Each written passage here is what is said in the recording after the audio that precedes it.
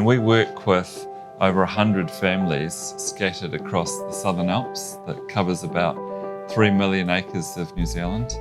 And we have contracts with them up to 3 years into the future. And some of those families we've been working with for almost 20 years. So they're long-term relationships to source the highest quality merino wool in the world. And we have guarantees in place around environmental ethics, around land care, and also around animal welfare to make sure that the animals are treated correctly. So when we start with the right product, then we know we can make the best textiles in the world. That's how we keep our quality very high.